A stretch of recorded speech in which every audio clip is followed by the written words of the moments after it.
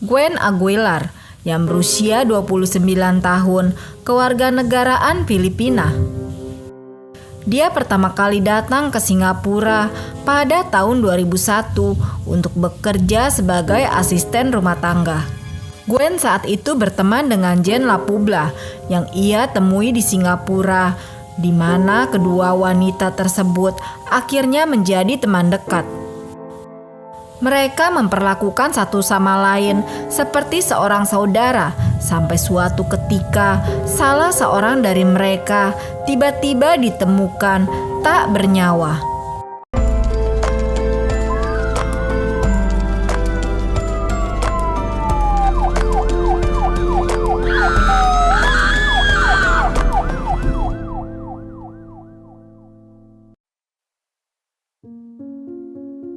Pada hari Jumat tanggal 9 September 2005, pada saat itu pukul 1 siang, seorang petugas kebersihan Malaysia yang berusia 41 tahun bernama Maria Y. Saat itu dia sedang melakukan pekerjaannya. Maria menemukan 2 buah kantong kresek yang berwarna hitam di dekat dinding mosaik di pintu keluar stasiun MRT. Karena penasaran, Maria mencoba menggeledah kantong kresek tersebut. Setelah dia buka, terkejutlah dia. Ternyata di dalam kantong tersebut, dia menemukan potongan kaki dan lengan yang dikemas dalam 2 kantong sampah hitam terpisah. Di saat dia masih ketakutan, dia menemukan lagi sebuah tas kain yang tergeletak tidak jauh dari tempat 2 kantong kresek tersebut. Maria mencoba membuka tas kain itu dan betapa terkejutnya dia. Ternyata di dalam tas tersebut berisi sebuah kelapa yang wajahnya terdapat banyak sekali luka. Menemukan penemuan itu, Maria segera melapor ke kantor polisi. Segera setelah laporan itu, polisi datang ke lokasi tempat di mana Maria menemukan kantong dan tas tersebut. Setelah itu polisi langsung membawa kelapa dan lengan tersebut ke rumah sakit untuk diperiksa. Setelah diperiksa, polisi masih mencari bagian yang hilang di mana tubuhnya belum ditemukan. Setelah itu polisi langsung melakukan pencarian di MRT, tempat di mana terdapat kelapa dan lengan tadi. Dalam pencarian, polisi belum juga menemukan bagian tubuh yang hilang. 5 jam setelah penemuan mengerikan itu, pada sore hari di hari yang sama, pada saat itu pukul 6 sore, seorang pegawai negeri sipil yang berusia 41 tahun bernama Alvin Lim Seng Leong kembali menemukan penemuan mengerikan. Alvin menemukan sebuah koper hitam di waduk Makrici. Tidak diketahui apa isi di dalam koper tersebut. Tetapi Alvin segera menelepon pihak berwajib. Segera setelah Alvin melapor, polisi datang ke tempat di mana koper itu berada. Saat polisi tiba di waduk Makrici, polisi langsung segera membuka koper tersebut. Dan betapa terkejutnya mereka, ternyata isi di dalam koper tersebut terdapat potongan tubuh seorang wanita yang dibungkus dengan kertas koran. Polisi segera membawa potongan tubuh tersebut untuk langsung diselidiki. Polisi telah dibuat bingung dengan potongan-potongan tersebut. Polisi mulai menyelidiki tentang 2 penemuan bagian kelapa dan lengan di Orchard Road dan waduk, juga pembuangan bagian tubuh tersebut di 2 ruang publik terbuka. Berdasarkan investigasi dan pemeriksaan forensik, Dr. Wee Keng Po, ahli patologi forensik senior dari Otoritas Ilmu Kesehatan, dia mengetahui dari sidik jarinya, ternyata korban merupakan seorang pekerja rumah tangga asal Filipina yang berusia 26 tahun bernama Jen Parangon Lapubla. Dia dilaporkan hilang oleh majikannya sehari sebelum jasadnya ditemukan. Polisi segera mencari tahu siapa Jen dan kasus apa yang terjadi dengan Jen. Hingga akhirnya polisi mengetahui informasi tentang latar belakang Jen. Menurut informasi yang didapat polisi, Jen adalah seorang tenaga kerja asing yang telah menikah dan memiliki seorang putra yang berusia 9 tahun. Dan Jen juga masih mempunyai seorang ibu. Dari laporan Dr. Wi, kasus ini merupakan kasus pencekikan karena ditemukan luka lebam di bagian leher Jen. Setelah penyelidikan lebih lanjut, polisi menemukan sebuah alamat dari koran yang dipakai buat bungkus bagian tubuh Jen. Polisi segera datang ke alamat tersebut. Diketahui ternyata alamat itu adalah apartemen milik pasangan suami istri kewarganegaraan India. Saat polisi datang ke apartemen tersebut, pemilik apartemen saat itu tidak ada di tempat. Hanya ada seorang ART yang membukakan pintu. Tapi yang anehnya, saat ART tersebut melihat polisi, ART itu berubah mimik wajahnya menjadi pucat dan ketakutan. Polisi mulai merasa ada yang tidak beres dengan ART tersebut. Polisi mulai mencurigai ART tersebut. Polisi memulai penggeledahan di rumah pasangan India tersebut. Saat penggeledahan, polisi menemukan noda merah yang terdapat di spray.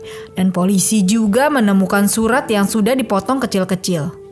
Karena kecurigaan polisi terhadap ART itu, dibawalah ART itu ke kantor polisi untuk diinterogasi.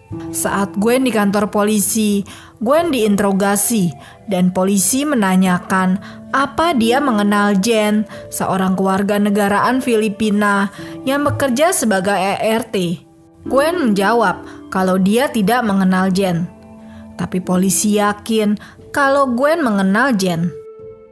Pada hari-hari berikutnya, polisi masih menyelidiki kasus korban yang dimutasi. Polisi menemukan sebuah CCTV di mana pada tanggal 7 September 2005, 2 hari sebelum Jen menghilang.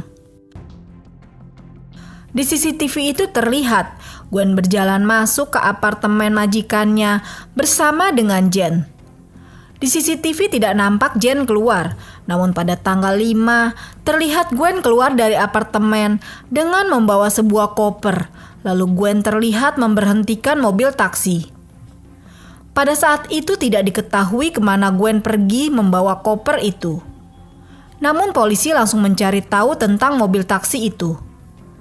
Setelah diselidiki, akhirnya polisi menemukan supir taksi yang membawa Gwen. Saat supir taksi diinterogasi, polisi menanyakan kemana dia membawa wanita yang membawa koper itu. Supir taksi itu sempat berpikir, namun akhirnya dia berkata kalau saat itu dia menurunkan wanita itu di MRT di Orchard Road. Setelah mendapat info tersebut, polisi segera memanggil Gwen kembali. Lalu polisi menanyakan tentang bukti-bukti yang ditemukan. Setelah lama diinterogasi, Gwen akhirnya mengakui juga kalau dia memang yang telah menghabisi Jen. Gwen berkata kepada polisi sebelum dia menghabisi nyawa Jen, saat itu dia sakit hati terhadap Jen. Inilah kronologi kejadiannya. Pada suatu hari, Jen bercerita kepada Gwen kalau dia membutuhkan uang untuk keluarganya di Filipina. Jen ingin meminjam uang kepada Gwen sebesar $2,000 karena saat itu Gwen hanya mempunyai tabungan sebanyak $1,000. Gwen akhirnya meminjam uang kepada seorang rentenir sebanyak $1,000. Saat Gwen meminjamkan uang itu kepada Jen, Gwen berkata kepada Jen untuk membayar tepat waktu. Hari-hari pun berlalu, tapi Jen tidak ada itikat untuk membayar hutang itu kepada Gwen. Sedangkan Gwen harus membayar kepada rentenir dengan bunga sebanyak 20%. Pada saat itu, Gwen meminta kepada Jen untuk membayar, tapi Jen tidak mau membayarnya. Keduanya lalu bertengkar dengan sengit mengenai hutang sebesar $2,000. Hutang Jen menjadi tekanan buat Gwen untuk melunasi utangnya ini sangat menyusahkan Gwen. Sebelum penghabisan nyawa Jen, kedua wanita tersebut berada di rumah majikan Gwen. Saat itu mereka berdiskusi tentang pembayaran utangnya. Namun ketika Gwen menyarankan kepada Jen agar dia menjual video dan kamera digitalnya untuk melunasi utangnya, Jen saat itu menjadi gelisah dan meninggikan suaranya. Hal ini menyebabkan pertengkaran antara kedua wanita tersebut. Mereka bertengkar hebat saat itu. Pertengkaran yang semakin sengit membuat Gwen mulai menggigit lengan Jen.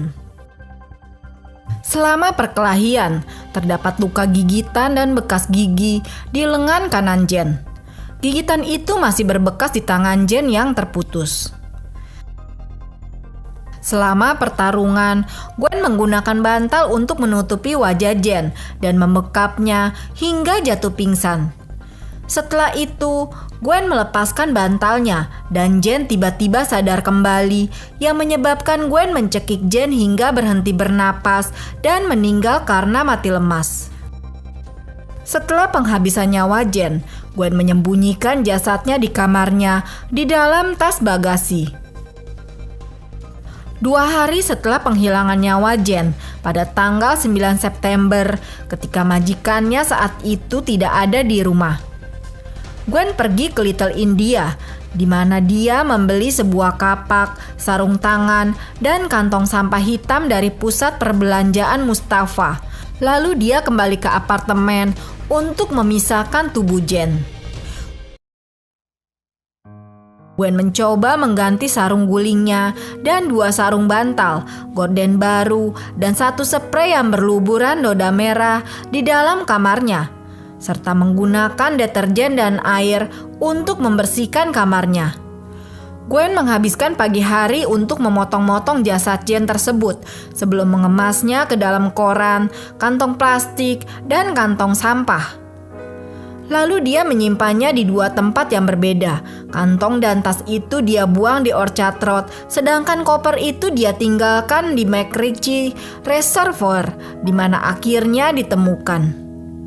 Setelah pengakuan Gwen tersebut, dia akhirnya langsung ditetapkan sebagai tersangka penghilangan nyawa berencana dengan ancaman hukuman mati. Setelah tahun 2006, sebelum sidang dimulai, tim kuasa hukum Gwen mengajukan banding agar Gwen mendapat pengurangan hukuman. Mereka mengklaim bahwa Gwen menderita penyakit mental. Mendengar klaim tersebut, pihak kejaksaan Singapura tidak mempercayainya.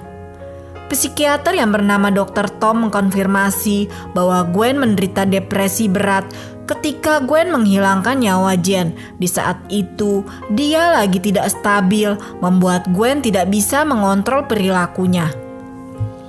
Banyak orang yang berkata, tidak ada orang yang depresi bisa melakukan hal mengerikan, apalagi terhadap sahabatnya sendiri. Akhirnya pihak pengadilan Singapura sepakat mengubah yang tadinya pembunuhan berencana menjadi pembunuhan tidak disengaja. Gwen akhirnya tidak dihukum mati, dia hanya mendapat hukuman 10 tahun penjara.